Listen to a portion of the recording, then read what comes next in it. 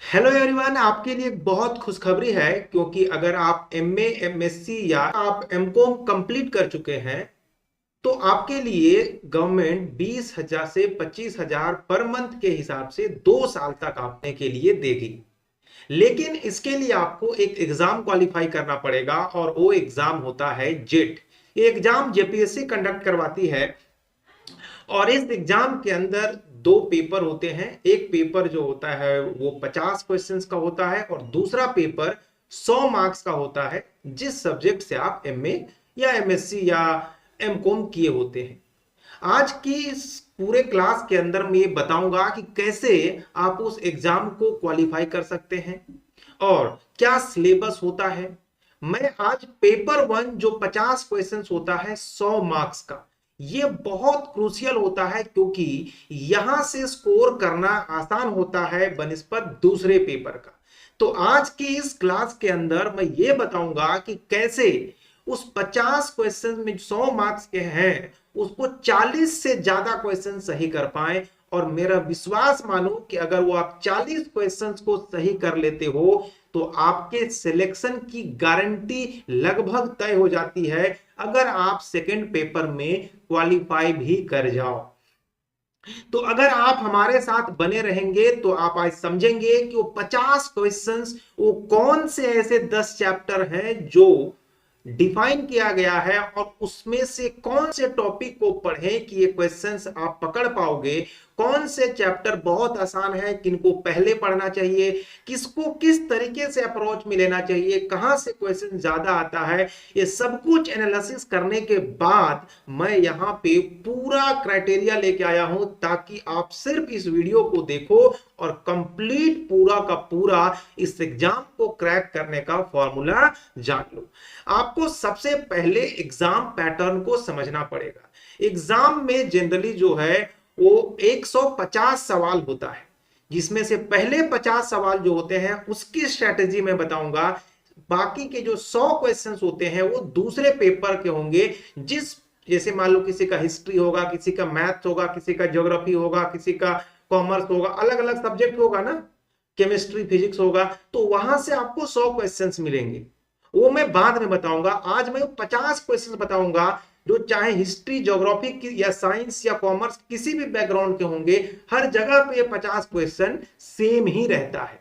तो exam pattern में आपको बहुत ज्यादा टेंशन नहीं लेना है। आपको 50 क्वेश्चंस के लिए 1 घंटे का समय मिलेगा, 60 मिनट का समय मिलेगा। टोटल 100 मार्क्स होंगे। हर एक क्वेश्चन जो होगा वो 2 मार्क्स का होगा।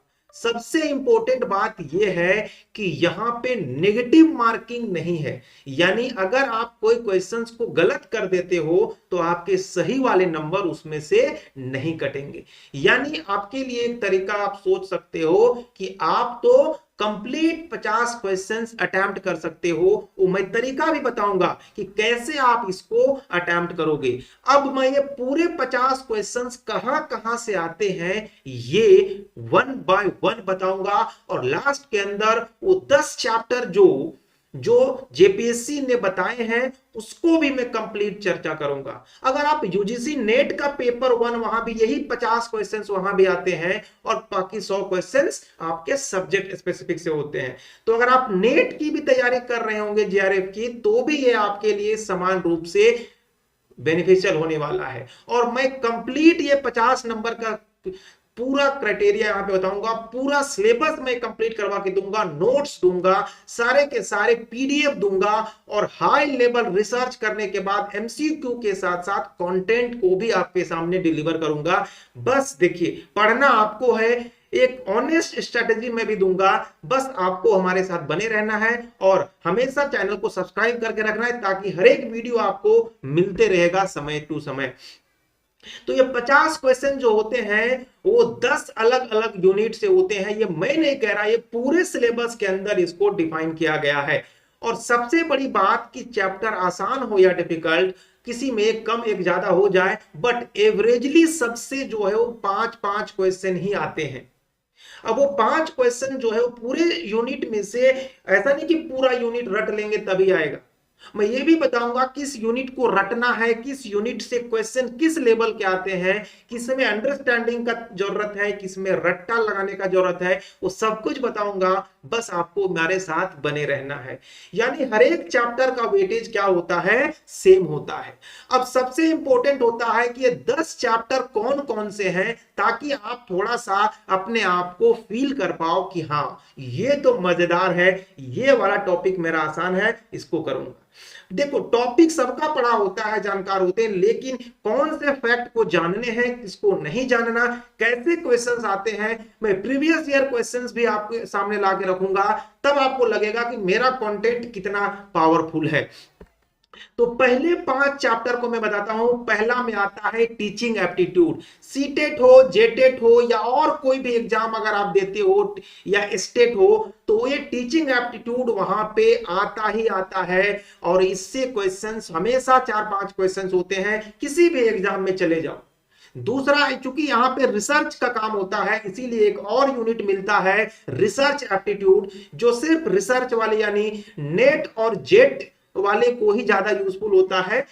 सीटेट वगैरह या जेटेट वगैरह में इसका बहुत ज्यादा क्वेश्चंस नहीं आता, एक आध कभी आ जाए तो अलग बात है। तीसरा होता है कॉम्प्रिहेंशन। कॉम्प्रिहेंशन तो आप जानते हो कि आप जो सीटेट देते होंगे या स्टेट देते होंगे, वहां कॉम्प्रिहेंशन तो आता ही आता है।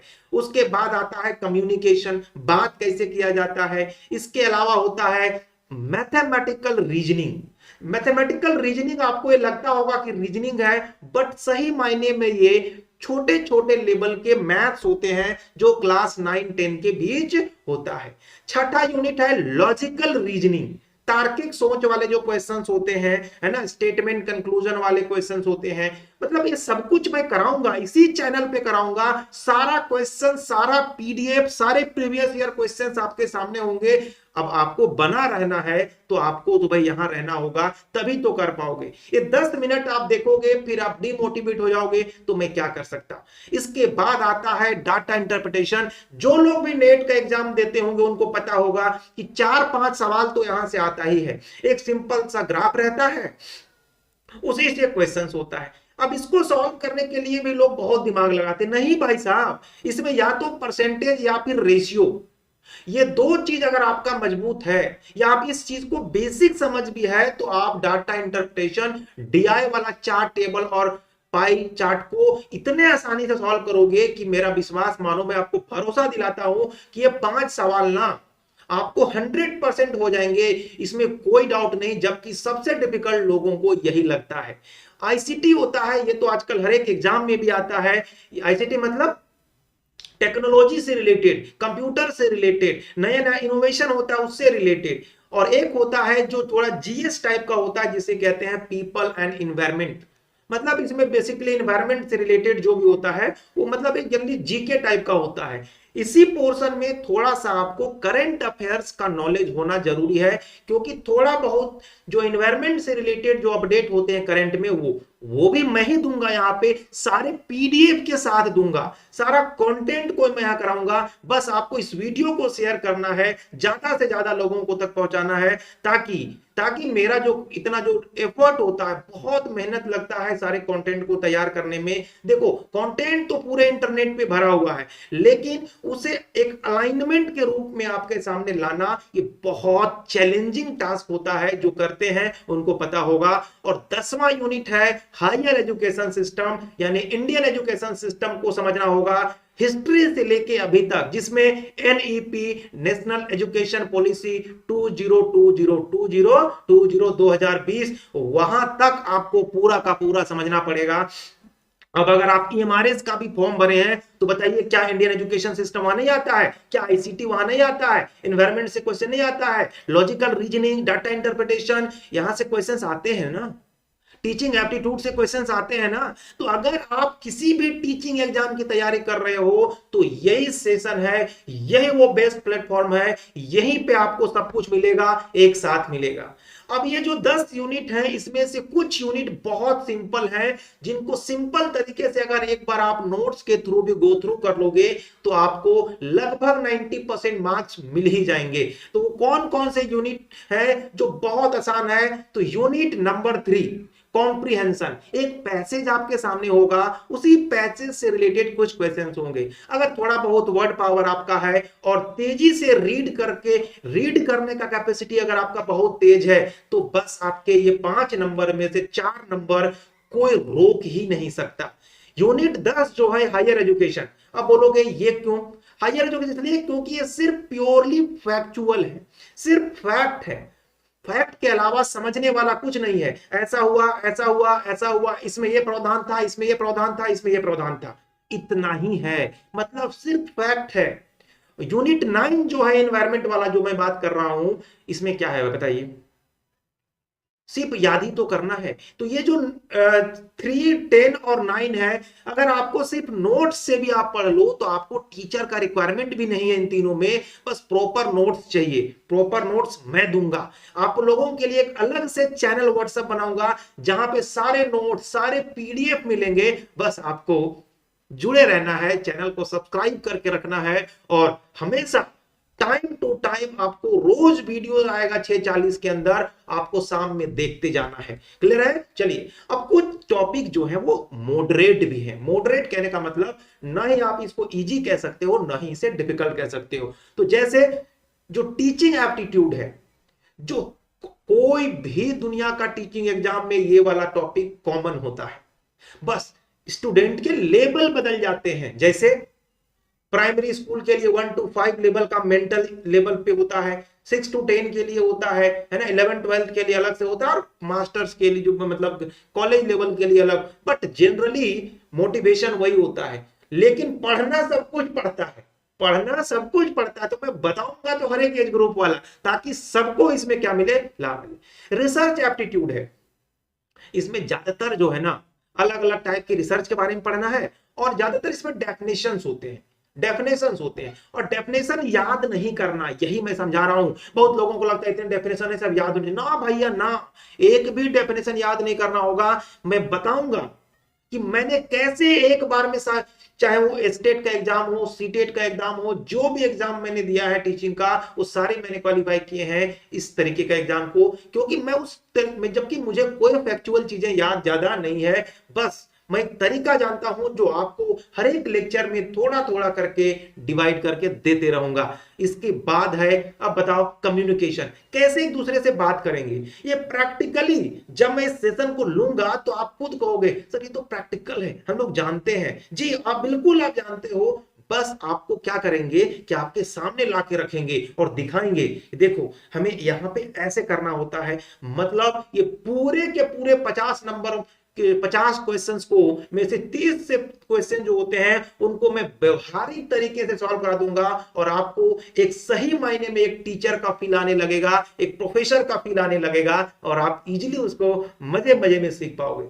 आईसीटी मैक्सिमम चीजें आप जानते हो, बस कुछ कंसेप्ट टेक्नोलॉजी से, इंटरनेट से रिलेटेड, एसएमएस से रिलेटेड, पीपीटी से रिलेटेड, एक्सेल से रिलेटेड, यही सब चीजों को पढ़ना होता है। कंप्यूटर का बेसिक अंडरस्टैंडिंग होना चाहिए। अब उसमें फैक्चुअल चीजें मैं आपको देते रहूंगा।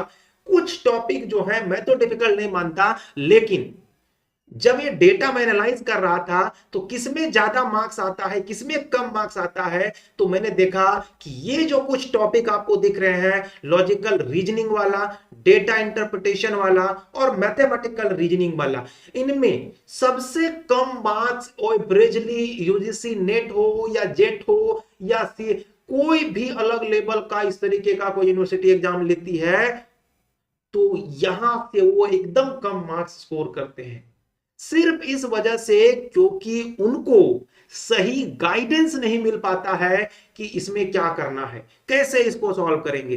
तो मैं आपको एक भरोसा दिलाता हूं कि अगर आप मेरे साथ बने रहे लास्ट तक, ऐसा नहीं कि पूरे साल भर का कोर्स है, ये पूरा कोर्स फ्री होगा, पूरा YouTube चैनल पे मेरा आपको पूरा का पूरा कोर्स मिलेगा। बस आपको शुरू से लास्ट तक 2 महीने 2.5 महीने रहने, क्योंकि आपको एग्जाम जो है बहुत ज्यादा समय नहीं मिलने वाला है, तो 2 से 3 महीने में पूरे 50 क्वेश्चन के लिए मैं तैयार कर दूंगा। और जिस दिन ये कोर्स खत्म होगा ना, उस दिन आप ये 50 में से मिनिमम 30 क्वेश्चन जो हो आप कर पाओगे, कोई भी सेट से आप कर पाओगे। आप एग्जाम के प्रीवियस ईयर क्वेश्चंस को देखोगे ना, अलग अलग यूनिवर्सिटीज लेते हैं, अलग अलग कॉलेजेस लेते हैं जिसमें एंट्रेंस के लिए, सब कुछ आपको यहां से सॉल्व होगा। चलो अब सबसे इंपॉर्टेंट है कि क्वेश्चन समझ में आ गया आपको, सिलेबस में आपने दिखा दिया 10 चैप्टर कौन कौन था, कौन डिफिकल्ट था। अब टाइम मैनेजमेंट, क्योंकि जानते सब कुछ है सर, क्वेश्चन बड़ा बड़ा होता है, क्वेश्चन पढ़ते पढ़ते समय निकल जाता है, बिल्कुल होता है। सीटेट का पेपर जितना बड़ा होता है ना, जो एग्जाम देते होंगे मेरे बात से अग्री करेंगे कि वो पेपर जितना बड़ा होता, अगर पूरा सिर्फ पढ़ने के लिए दे दिया जाए ना तो कम से कम 1 से सवा घंटा लगेगा। मतलब बिना समझे पढ़ना है, रीड करना है पूरे। तो इसका मीनिंग क्या हुआ कि हमें कुछ एक्स्ट्रा चीजें हमारे पास होनी चाहिए जिससे हम पूरा ना पढ़ें, कुछ पार्शियल चीजों को पढ़ें और पूरा अंडरस्टैंडिंग आ जाए। वो सारा मेमोरी ट्रिक मैं आपको देने वाला हूं और मैं समझाऊंगा कि आपको कहां ज्यादा समय देना है और कहां कम समय। जैसे टोटल 60 मिनट आपके पास है, 50 क्वेश्चन है, यानी हर एक क्वेश्चन के लिए आपको 1 मिनट से कुछ ज्यादा का समय मिलने वाला है। अब इसमें क्या होता है देखो कि क्वेश्चन सबसे बराबर बराबर है, तो अब टीचिंग का जो क्वेश्चन जो होता है पहला यूनिट में, टीचिंग एप्टीट्यूड, अब बोलोगे इसमें तो बहुत आसानी से, नहीं, इसमें थोड़ा आपको टाइम देना पड़ेगा, 8 से 10 मिनट का समय दो। रिसर्च वाले में भी 8, क्योंकि इसमें ना कॉम्प्रिहेंशन टाइप के बड़े बड़े क्वेश्चंस होते हैं, तो थोड़ा पढ़ के टाइम समझना पड़ेगा आपको। फिर कम्युनिकेशन में सबसे ज्यादा समय अगर आपको देना होगा तो मैथ्स वाले में दो, है ना, लॉजिक और डेटा, मतलब डेटा इंटरप्रिटेशन, इन मैथ्स वाले टॉपिक में कम से कम 12-15 मिनट देने पड़ेंगे आपको, 10-12 मिनट देने पड़ेंगे, क्योंकि अगर ये 10-12 मिनट का समय आप दोगे तभी तो आपके पास क्वेश्चन सॉल्व करोगे। और इसमें अगर इतना समय लग जाएगा तो बाकी जो आसान वाले हैं, जैसे आपका रिव्यू वगैरह करने के लिए 5-10 मिनट आपको बचा के रखना है, हायर एजुकेशन वाले को सब फैक्चुअल होता है, एकदम डाटा, पीपल इन्वायरमेंट वाला, करंट अफेयर, खटाखट खटाखट पढ़ते जाओगे और काम होते जाएगा, तो वहां स्पीड बढ़ा के और यहां पे टाइम आपको मैनेज करना है। और ये समझ में आ रहा है आपको? चलिए अब हम लोगों को प्रिपरेशन के लिए क्या टाइमलाइन बनाना है, कैसे प्रिपेयर करना है, इसकी भी पूरी पूरी कुंडली बना के लाया हूं भाई आपके लिए। ऐसे नहीं मैं बोलता हूं, मैं पूरे रिसर्च करके लाया हूं आपको कि आप कैसे कंप्लीट इसको करोगे। 8 से 10 वीक लगेगा टोटल हम पूरा सिलेबस करने में। अरे भाई मेरे पास पूरा एक कंप्लीट है, पूरा स्ट्रक्चर में कंप्लीट करके रखा हूं, ऐसे नहीं बता रहा हूं, पूरा एनालिसिस करके लाया हूं। तो आपको पूरे 8 से 10 वीक लगेंगे, मान लो 12 वीक लग सकते हैं अगर आप थोड़ा कम समझ पा रहे हो, कभी छुट्टी हो गई तो। आपको अलग अलग फेज में प्रिपेयर करना है। पहले फेज के अंदर, है ना, पहला फेज जो होता है या पहले 4-5 वीक में क्या करना है, सभी यूनिट को पहले समझना है। आप लोग क्या करते हो, जैसे ही पहला चैप्टर पढ़े पूरा याद करने लग गए, इतना वॉमिटिंग हो गया, इतना हाई बर्डन सर पे भर गया, फैक्चुअल चीजें इतनी भर गई कि आपको लगने लगा कि अब हमसे ये नहीं होने वाला है। तो ऐसे नहीं, पहले आपको एकदम फ्लोलेस, एक भी वर्ड याद ना रहे ये कोशिश करना है। बोलोगे पढ़ क्यों रहे, मैं कह रहा हूं ना, पहला बार जब आप पढ़ रहे हो क्लास में या जब वीडियो देखते होगे तो ये कोशिश करना कि याद कुछ भी ना रहे, समझ सब कुछ आ जाए। भाई बहुत गहरी बात मैंने कही है आपको, याद कुछ ना रहे कोई फर्क नहीं पड़ता, समझ पूरा आ जाना चाहिए। तो पहला स्ट्रेटेजी पहले लेवल पे आपको ये करना है। दूसरा, जो भी मैं लिख के लाऊंगा पीडीएफ से कोई नहीं पढ़ता, मेरे पास 500 से ज्यादा पीडीएफ है, लेकिन मैं कितना उलट के देखूंगा बताओ। एक एक पीडीएफ 400 पेज का, 300 पेज का, 100 पेज का, 50 पेज का नहीं हो पाता है भाई। मैं आपको जो बेसिकली नोट्स लिख के लाऊंगा एकदम बढ़िया से लेके आऊंगा, आप उसको या तो स्क्रीनशॉट लेके रखो या फिर उसको क्या कर लो, नोट डाउन कॉपी में करते जाओ। सबसे बेस्ट तरीका है, जो नोट डाउन करते चलेगा उसका सिलेक्शन 100% है। इस पेपर में 50 में से अगर 40 ना आए ना तो कमेंट में आके बताइएगा कि सर हमने आपने जो कहा वो सब किया और 40 नहीं आया, बिल्कुल आएगा ही आएगा उसमें।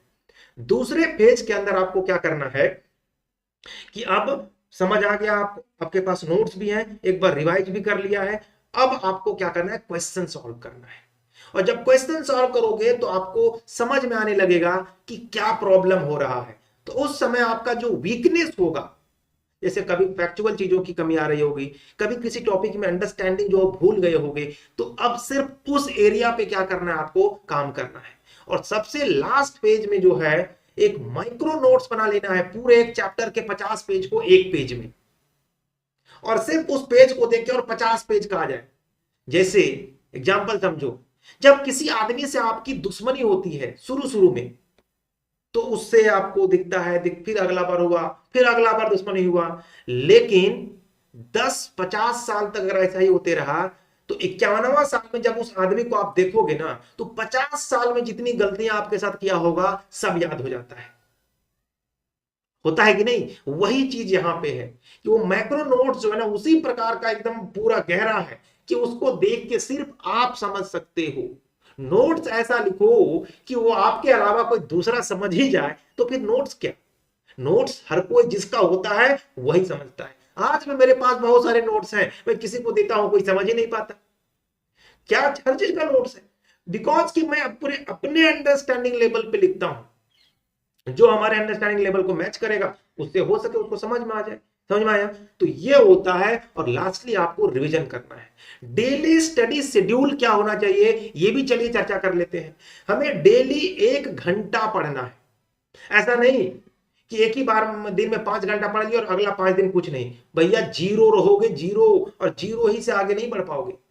वैसे भी बहुत बड़ी बात होती है कि अगर आप आज 1 हो, और अगर आपने उसमें फ्रैक्शन, जितनी छोटी क्वांटिटी आप चाहते हो उतना बढ़ा दो, और अगर 365 दिन तक उतना बढ़ाते रहो, तो आप मतलब सैकड़ों परसेंटेज जो हो आज से बेटर हो जाओगे। और अगर आप थोड़ा सा भी कम करते जाओ खुद को, तो 1 साल के अंदर आप जहां होगे वहां आपको कोई नहीं पहचान पाएगा, इतने गर्त में चले जाओगे। इसीलिए मैं कहता हूं कि एक दिन में 100 नहीं बढ़ना, एक दिन में 0.0001 पढ़ना है। उसके बाद भी आप सैकड़ों परसेंटेज अपने से आगे चले जाओगे। किसी को टेंशन है तो करके देखिएगा, आज 1 हो तो आज से अगर मान लो 0.1 भी बढ़ते हो रोज, तो इसको 365 दिन में कितना होगा ये निकाल के देखिएगा। और अगर 0.1 भी कम कर देते हैं तो इसको भी 365 का पावर लगा के देखिएगा, ये लगभग 0 के आसपास में आता है, और ये लगभग 30-35 के आसपास में। और 1 से 30 का मतलब होता है 29 ज्यादा बढ़ जाना, और 29 यानी 2900 परसेंटेज आप खुद को बेटर फील कर पा रहे होगे। ये बहुत मैंने दूर की बात बताई है। अगर आप समझ रहे होगे तो बिल्कुल आपको ये बात समझ में आएगा। तो आपको डेली जो है 1 घंटा पढ़ना है, जिसमें से लगभग जो लेक्चर मैं दूंगा वो 40-45 मिनट या 30-35-40 के आसपास का होगा। आपको उसको लिखने के बाद आपको फटाफट क्या करना है कि जो मैं बताऊंगा उसके बाद उससे रिलेटेड रिसर्च करो, कुछ एग्जांपल्स को देखो। रियल लाइफ को मैं बताऊंगा ही, फिर भी अगर आपको लगता है कि हमें रियल लाइफ में चाहिए तो करना है। और नोट्स को बार बार रिवाइज करना है। अगला दिन जब पढ़ाऊंगा तो पहले दिन वाला आपको पूरा का पूरा रिवाइज करना है। अब सारे के सारे जो चैप्टर्स हैं उनका मैंने ब्रीफ करके रखा है कि क्या क्या पढ़ना है। ये मैं जल्दी जल्दी बता देता हूं क्योंकि मैं डिटेल में पढ़ाऊंगा, उसमें देखोगे। तो यूनिट 1 में टीचिंग एप्टीट्यूड होता है, जिसमें आपको टीचिंग क्या होता है इसके डेफिनेशंस, इससे तो क्वेश्चंस नहीं आता। लेवल ऑफ टीचिंग से क्वेश्चंस आता है, जिसमें मेमोरी लेवल, अंडरस्टैंडिंग लेवल और रिफ्लेक्टिव लेवल होते हैं। इनसे क्वेश्चंस आने का चांसेस बहुत ज्यादा होता है, हर एक बार यहीं से ज्यादा क्वेश्चन देखने को मिलता है। फिर स्टूडेंट के बारे में पढ़ना होता है, जिसमें से एडोलेसेंट यानी 13 से 19 साल के बच्चे और 18 से ऊपर साल के बच्चों के बारे में हमें पढ़ना होता है। टीचिंग के बहुत अलग अलग तरीके, जैसे traditional, modern, online method, offline method, evolution कैसे होता है, ये सब चीज पहले यूनिट में पढ़ना होता है। रिसर्च एप्टीट्यूड में क्या होता है, इसके अंदर रिसर्च क्या होता है, इन्वेस्टिगेशन कैसे करते हैं, डिस्कवरी क्या होती है ना। रिसर्च कितने टाइप के होते हैं, जैसे experimental research, descriptive research, historical research, quantitative, qualitative research क्या होते हैं। ये सब कुछ जो है हम लोग रिसर्च एप्टीट्यूड के अंदर बहुत डिटेल में सीखेंगे, अलग अलग एग्जांपल से सीखेंगे। आपके ब्लड स्ट्रीम में नहीं दौड़ा दिया तो आके कहना, क्योंकि मैंने पूरे रिसर्च करके इसको रखा हुआ है। रिसर्च के अलग अलग टाइप होते हैं, जैसे प्रॉब्लम आइडेंटिफाई करना, लिटरेचर का रिव्यू करना, डिजाइन बनाना, डाटा कलेक्शन करना, एनालिसिस करना और उस रिसर्च को कंक्लूड करना, थेसिस कैसे लिखते हैं, पेपर कैसे पब्लिश करते हैं, रिसर्च में एथिक्स का क्या इंपॉर्टेंस है, ये कुछ हम लोग रिसर्च एप्टीट्यूड के अंदर सीखते हैं। तीसरा कॉम्प्रिहेंशन, तो आपको पता ही होता है कि एक पैसेज दिया जाएगा, उस पैसेज से आपको 5 क्वेश्चंस होंगे और उन सारे आंसर जो होंगे उसी पैसेज में मिलेंगे, ऐसा कहा जाता है। लेकिन कुछ तो अपने मेंटली भी आपको लिखना पड़ता है और एनालिसिस के बेसिस पे आंसर निकालना पड़ता है, तो थोड़ा प्रैक्टिस करना पड़ेगा। तो मैं बहुत अलग अलग पैसेज देते रहूंगा आपको उस ग्रुप में, आपको वहां से सब कुछ मिलते रहेगा। अगला होता है पैसेज को 1-2 बार पढ़ना है, पैसेज को 1-2 बार पढ़ना है, क्वेश्चंस को क्लियरली आपको देखना है, उसके बाद उसमें की वर्ड को आइडेंटिफाई करना है और लाइन टू लाइन को पढ़ना है। जब भी कोई क्वेश्चंस मिले तो मैं बताऊंगा कि कॉम्प्रिहेंशन को कैसे करते हैं। टिप्स इसमें आपके लिए है कि आपको रीडिंग का जो स्पीड है ना वो एकदम तूफानी लेवल का होना चाहिए, कि मतलब लोग ऐसे ऐसे रीड करते हैं ना, ऐसे ऐसे, आप कैमरा में जूम कैसे होता है, ऐसे ऐसे, समझ रहे हो बात को, मतलब ऐसे देखो और पूरा लाइन दिमाग में, ऐसे देखो लाइन दिमाग में, समझ रहे हो बात मेरा। आपको हंसी मजाक लगता होगा, लेकिन अगर आपने ये तरीका लगा लिया ना, मुझे कोई भी बड़ा एक पेज दे दो, मुझे पढ़ने में अगर बहुत डिफिकल्ट भी होगा तो ज्यादा से ज्यादा 1 से 2 मिनट लगता है, ऐसे मैं उसको रीड कर लेता हूं। तो आपको रीडिंग जो है बहुत रफ्तार होना चाहिए। आपको लगता होगा कि मैं बहुत जल्दी रीड करता हूं, लेकिन समझने के साथ साथ रीड करो फटाफट और देखो कि एक पेज आपको कितने देर में रीड कर पाते हो, तभी तो आप क्वेश्चंस उसके बाद उसको मेमोरी में कैसे रख पाते हो। कम्युनिकेशन सेम टाइप का चैप्टर, इसके अंदर आपको कम्युनिकेशन क्या होता है, अलग अलग verbal, non verbal, group communication, intercultural communication क्या होते हैं, बैरियर या प्रॉब्लम्स क्या होते हैं, physical barrier, language barrier, psychological barrier क्या होते हैं, क्लासरूम कम्युनिकेशन कैसा होना चाहिए, मास मीडिया का क्या रोल होता है, ये सब कम्युनिकेशन के अंदर हम लोग पढ़ेंगे। इसके अलावा है मैथमेटिकल रीजनिंग, जो लोगों को बहुत डिफिकल्ट लगता है। इसमें क्या क्या पढ़ना है, तो इसके अंदर आपको नंबर सीरीज के बारे में पढ़ना है। मैं 50 डिफरेंट नंबर सीरीज बताऊंगा। अगर आपके एग्जाम में उस 50 से अगर 51 नंबर का आ जाए तो हमको आप जो बोलोगे, जहां बोलोगे, मैं वो करने के लिए तैयार हूं। मैं ये नंबर सीरीज को इतने डेप्थ में आपको बता दूंगा कि 50 सवाल ही आपको प्रैक्टिस करने हैं। एग्जाम में वही 50 में से कोई एक आएगा, डेटा थोड़ा बहुत ऊपर नीचे हो जाए, बट नया टाइप का क्वेश्चन नहीं बनेगा, ये गारंटी मैं देता हूं, क्योंकि मैंने पिछले 15 साल का क्वेश्चंस को एनालाइज किया, एक दो नहीं 15 साल के क्वेश्चंस को, सबको एक जगह रखा है कि किस टाइप का क्वेश्चन है, कौन से कोड से वो जनरेट हुआ है। तो इसीलिए मैं बोल रहा हूं, हवा में मैं बातें नहीं कर रहा हूं। लेटर सीरीज होते हैं एबीसीडी वाले, वो तो आपने देखा होगा, बेसिक बेसिक होता है, जनरली लोगों को ये वाला पोर्शन समझ में आ जाता है। ये जो डीआई वाला, उसके बाद इसमें ना एक मैथ्स का भी क्वेश्चन घुसा हुआ रहता है। आपको लगेगा रीजनिंग है, लेकिन उसमें मैथ्स होता है। बेसिकली मैथ का जो कंसेप्ट लगेगा वो सॉल्व हो जाएगा, जैसे percentage, profit loss, time distance, ratio, proportion, interest, discount. मैंने बहुत तेजी से बोल दिया, बट यही जो टॉपिक है जनरली।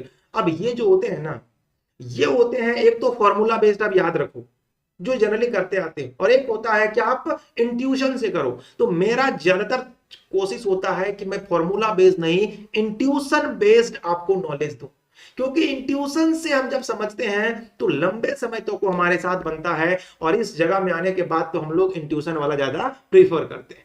लॉजिकल रीजनिंग के अंदर क्या पढ़ना है, जैसे आर्गुमेंट है, स्ट्रक्चर को समझना, वैलिड इनवैलिड आइडेंटिटी क्या होते हैं, डिडक्टिव इंडक्टिव अप्रोच क्या होता है ना, निष्कर्ष वाला, कंक्लूजन निष्कर्ष वाला क्वेश्चन इसके अंदर आता है। फिर जैसे तार्किक गलतियां जो होती है, जैसे एड फॉल्स कॉज होता है, हेस्टी जनरलाइजेशन होता है, इस सब कुछ मैं बताऊंगा कि क्या क्या होते हैं। ठीक है, इंडियन लॉजिक्स क्या क्या होते हैं उनके बारे में देखेंगे। ठीक है, वेन डायग्राम है ना, उसके बाद सर्कल से रिलेशनशिप दिखाना, ये सब चीजों के बारे में आता है कि मान लो एक सर्कल बना दिया, 3 सर्कल एक दूसरे को काट रहे हैं और उससे कुछ डेटा पूछ लेते हैं, मतलब इंक्लूजन एक्सक्लूजन प्रिंसिपल पे बेसिस पे क्वेश्चंस आता है। डिफिकल्ट इसलिए लगता है क्योंकि ना हम इसके कोर को नहीं समझते हैं। कोर में समझाऊंगा तब जाके आपको समझ आएगा ये चीजें। इसके बाद आता है डाटा इंटरप्रिटेशन।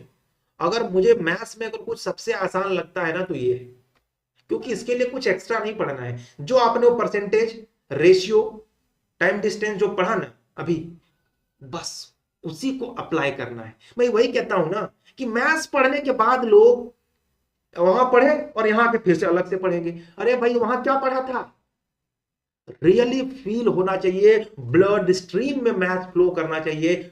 विश्वास मानो, अगर आपने रहा तो मैं वो फ्लो करवा दूंगा आपको। क्या क्या पढ़ना है? Bar graph, pie chart, line chart और हिस्टोग्राम।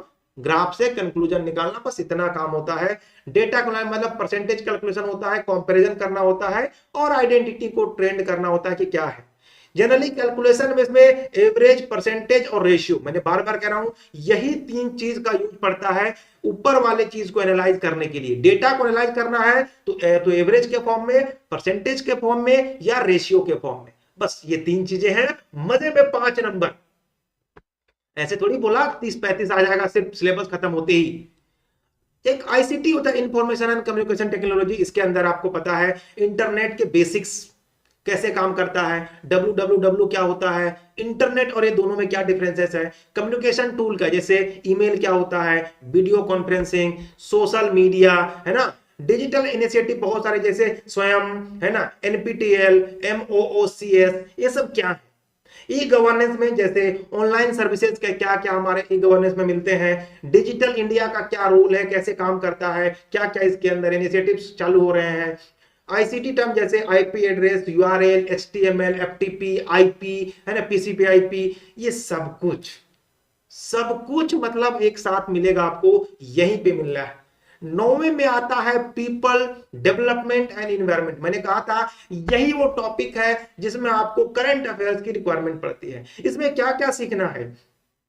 मेन सस्टेनेबल डेवलपमेंट के बारे में पढ़ना है। दूसरा इन्वायरमेंटल इश्यूज के बारे में पढ़ना, जैसे pollution, climate change, water management, soil management, soil pollution, यही सब के बारे में इसमें पढ़ना है। नेचुरल रिसोर्सेज जैसे solar energy, wind energy, hydro energy, nuclear energy, ये सब चीजें जो हम लोगों को पढ़ते रहना है। इसके अलावा नेचुरल हजार्ड्स होते हैं जैसे जैसे floods, cyclone, disaster management, earthquake, है ना, सुनामी, ये सब कुछ जो है वो इसके अंदर पढ़ेंगे। इंटरनेशनल एग्रीमेंट के बारे में थोड़ा जानना होता है कि क्या होता है पेरिस एग्रीमेंट, क्या होता है मॉन्ट्रियल प्रोटोकॉल, है ना, और सिंपली जो करंट अफेयर्स यानी जो भी टॉपिक इन्वायरमेंट इस तरीके के होंगे और भी चीजें उनको मिला के आपको दूंगा।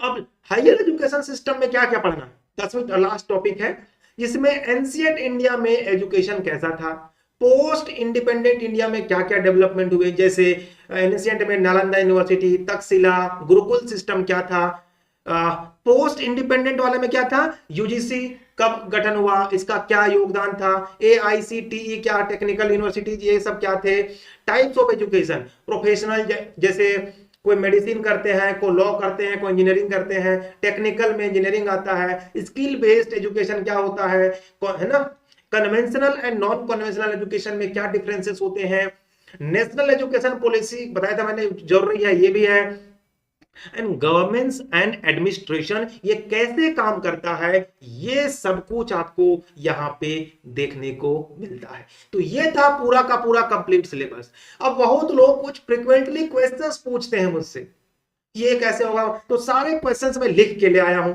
कि क्या दोनों एग्जाम का सिलेबस सेम है, यूजीसी नेट और जेट। जी हां बिल्कुल, आप यूजीसी नेट का दो, जेट का एग्जाम दो, या फिर कोई भी MA या BA लेवल का कोई एग्जाम दो जहां पे सिलेबस यही सिलेबस होता है। पूरे जब यूजीसी का सिलेबस है और पूरे सिस्टम यूजीसी ही उसको कंट्रोल करता है तो वो हमेशा सेम है। बिल्कुल नेगेटिव मार्किंग नहीं, बिल्कुल भी नेगेटिव मार्किंग नहीं है, आप पूरे 50 क्वेश्चन कर सकते हो। इसीलिए कटअप थोड़ा हाई जाता है क्योंकि सब लोग मार देता है पूरा का पूरा, सब अटेम्प्ट कर सकते हो। कितने दिनों की तैयारी काफी है, तो मैंने कहा आपको कि लगातार अगर पढ़ोगे तो 40 से 60 दिन कंसिस्टेंटली आपको स्टडी करो तो एक कुछ चीजें हो सकती है, 70 दिन 80 दिन भी हो सकता है। कौन सा बुक सबसे अच्छा है, अब बुक देखोगे तो बुक कोई भी ले लो, बुक से सिलेक्शन नहीं होता, याद रख लो, बुक से सिलेक्शन नहीं। तो मेरे पास तो लाइब्रेरी है बुक्स के, 1000 से ज्यादा बुक्स हैं मेरे पास सेल्फ में रखे हुए। बुक से सिलेक्शन नहीं होता, बुक से नॉलेज बढ़ता है। आपको सिलेक्शंस लेना है या नॉलेज, अगर आपको सिलेक्शन लेना है तो नोट्स जो मैं दूंगा और क्वेश्चंस प्रैक्टिस, तो प्रैक्टिस सेट मैं बता दूंगा किसको लेना है, उसी से आपको प्रैक्टिस करना है। मॉक टेस्ट कब देना है, आज सर आज शुरू किया है कल से दे दे ना भैया, तो फिर वही करते रह जाओगे। पहले कुछ रखो, पहले नॉलेज को भरो, क्योंकि जब किसी से बात करते हो तो आपके पास नॉलेज होगा। बिना नॉलेज के बात करने बैठोगे तो आप पिटोगे, आपको आपकी बेइज्जती होगी। इसलिए पहले भरो खुद को, फिर जब कभी निकालने की जरूरत आए तो आप रेफरेंस दो। यानी लोगों का आदत हो जाता है ना कि मन में आया कोई भी सवाल का जवाब देने लगते हैं बिना नॉलेज के। यही काम वो एग्जाम में जाके करते हैं। नहीं भैया, पहले आपके पास वो फील होना चाहिए, तब जाके जवाब दोगे। तो लॉजिकली आपको जवाब देना है, और लॉजिकली वो भी करेक्ट देना है। लॉजिकली आपके हिसाब से नहीं, लॉजिकली करेक्ट होना चाहिए, यूनिवर्सल होना चाहिए। अब एक फाइनल मोटिवेशन मैं आपके लिए देता हूं, ऐसे तो हो चुका हूं कि सफलता आपकी है। अगर ये हो सकता है, अगर ये एग्जाम क्वालिफाई किया जा सकता है, तो आपसे भी किया जा सकता है। आप में वो चीजें हैं, आप में वो पोटेंशियल है, आप भी वो काम कर सकते हैं। लाख करते हैं हर साल, अब आपकी बारी है। और इसी के साथ मैं इसको आज समाप्त करता हूं। बस आपको जो है सो बढ़िया से शुरुआत करना है। आज से ही इस वीडियो पे देखो, एकदम टाइमिंग रख लो कि अगले बार से आपको वीडियो ये मिलेगा। हमेशा आप कंसिस्टेंट रहो, ऐसा नहीं कि एक दिन पढ़े बाद में वीडियो देखेंगे, नहीं, जैसे ही वीडियो डाला जाएगा तुरंत देखोगे। व्हाट्सएप ग्रुप में ज्वाइन कर लो, चैनल के नीचे व्हाट्सएप ग्रुप का लिंक दिया गया है, ज्वाइन कर लो। हमेशा रिवाइज करते रहिएगा। और सबसे बड़ी बात, जो लोग कहते हैं आपको कि आपसे नहीं होगा, तो मैं आपको कॉन्फिडेंस दिलाता हूं कि आप खुद पे कॉन्फिडेंस रखिए, क्योंकि आप ही दुनिया में वो हो जो सबसे बेस्ट हो। आपके मैच का कोई नहीं है। अगर कोई है तो मुझे ला के दिखाओ। आप जो हो वो यूनिक हो, तो आपको और उस यूनिकनेस को बना के रखना है। किसी दूसरे के कहने पर खुद को वीक नहीं समझना है। आज के लिए सिर्फ इतना ही। मिलता हूं अगले बार एक पहले क्लास के साथ, इसमें टीचिंग एप्टीट्यूड करूंगा, जो हर एक एग्जाम के लिए यूजफुल है। तो बस आप सब्सक्राइब कर लीजिएगा, शेयर कर दीजिएगा, और व्हाट्सएप ग्रुप में ज्वाइन हो जाइएगा। लिंक में आपको वो चीजें मिल जाएगी। तब तक के लिए थैंक यू सो मच।